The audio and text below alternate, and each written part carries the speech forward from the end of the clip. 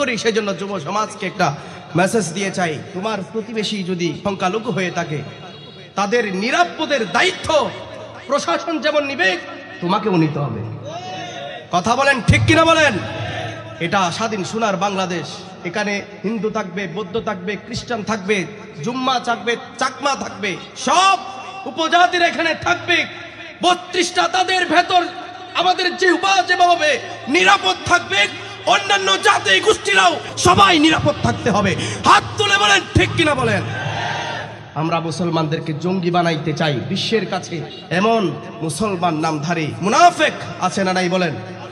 আজকে আমাদের মুসলমানদেরকে টেরোরিস্ট হিসেবে আখ্যা দিতে চায় বিশ্বের মধ্যে অনেক কান্ট্রি।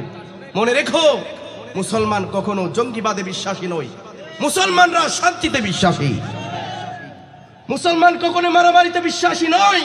যারা মারামারি করে মূলত তারা মুসলমান নয়। যারা মন্দিরে হামলা করে তারা মুসলমান নয়। নবীর সৈনিক ইসলাম প্রেমী মানুষ মন্দিরে যেমন হামলা করতে পারে না, মাজারেও হামলা করতে পারে না, মসজিদেও মারামারি করা এটা কখনো ইসলাম সমর্থন করতে পারে না। কথা বলেন ঠিক কিনা? আমার ভাইয়েরা, মক্কা যখন বিজয় হয়েছে, আবু জেহেলের ছেলে ইকরামা মুসলমানদের হাত থেকে বাঁচার জন্য, মায়ের হাত থেকে বাঁচার জন্য পালিয়ে ইয়ামেন চলে গেছে। সেখানে একটা নদী পার হওয়া লাগবে। এ মাঝি, আমাদেরকে নদীটা একটু পার করাই দাও। বলে না, আজকে লক্ষ কোটি টাকা দিলেও আজকে তোদেরকে আমি পার করাবো না। সুবহানাল্লাহ। বলে তুই যত টাকা লাগবে, যত পয়সা লাগবে আমি দিয়ে দিব, আমাদেরকে তারপরে একটু পার করে দে। ওই নৌকার মাঝি বলে, আজকে 100 কোটি টাকা দিলেও কোনো লাভ হবে না, তবে একটা শর্তে আমি পার করাইতে পারি। সুবহানাল্লাহ।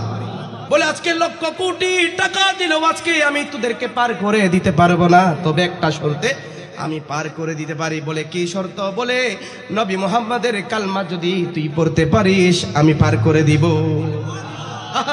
ইকরামা ডাক দিয়ে বলেন, হাই রে, কোথায় মক্কা, কোথায় ইয়ামেন, এখানেও নবী মুহাম্মাদের কালমা, ইসলামের দাওয়াত এখানে পর্যন্ত চলে এসেছে। আল্লাহু আকবার। নবী মুহাম্মাদের কালমা এখানেও চলে এসেছে। ইকরামার বিবি ডাক দিয়ে বলে, নগো ইকরামা, এভাবে পালিয়ে বেঁচে থাকার কোনো মানে হয় না, চলো আমরা মুহাম্মাদের কাছে চলে যাই। মুহাম্মাদের কাছে গিয়ে আমরা ক্ষমা চাই, নিশ্চয়ই তিনি আমাদেরকে ক্ষমা করে দিতে পারে। কারণ আমরা তো জানি নবী মুহাম্মাদের অন্তর আকাশের মতো বিশাল। এইবার ইকরামা উটের পিঠে সওয়ারি হয়ে রওনা হয়ে গেলেন। আমার নবী কেমন গায়েবের খবর দেওয়ালা নবী, শুনেন ভালো করে খেয়াল করেন। ইকরামা রওনা হয়ে গেছে ইয়ামেন থেকে। এদিকে আমার নবী ডাক দিয়ে বলেন, ও সাহাবায়ে কেরাম, ইকরামা আমার কাছে আসবে। সুবহানাল্লাহ। কোন ইকরামা আমার কাছে আসবে? আমি ইকরামাকে তোমাদের কাছে আমানত দিলাম। ইকরামাকে যেখানে পাও না কেন আমি আমানত দিলাম, তার গায়ে একটি ফুলের টুকাও যেন না পড়ে। নবীজি দেখতে পেলেন আস্তে আস্তে ওই ইকরামা আমার নবীর কদমের দিকে ছুটে আসছেন। আবার নবী মুস্কে হেসে দিলেন, ডাক দিয়ে বলেন, দু হাত বাড়িয়ে দিলেন, ইয়া ইকরামা হালান ওয়া সাহালান, কুশামদেদ, স্বাগতম হে ইকরামা, তুরে ইসলামের মধ্যে সুস্বাগতম, তুরে ইসলামের মধ্যে সুস্বাগতম। নবীর আদর্শ কেমন দেখেন। ইকরামা ওই উটের উপর থেকে চোখের পানি ছেড়ে দিলেন, যে নবী মুহাম্মাদের অনেক সাহাবীকে আমি শহীদ করে দিয়েছি, অনেক মুসলমানদেরকে হত্যা করেছি, আজ আমাকে একেবারে হাতের নাগালে পাওয়ার পরেও আমাকে স্বাগত জানাই। সুবহানাল্লাহ। কোন আমাকে স্বাগত জানাই, আমাকে কুশামদেদ জানাই।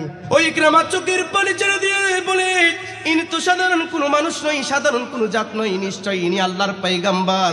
সাথে সাথে ওই ইকরামা উটের পিঠের উপর থেকে নবীর দিকে ইশারা করে পড়ে দিলেন, আশহাদু আল্লা ইলাহা ইল্লাল্লাহু ওয়া আশহাদু আন্না মুহাম্মাদান আবদুহু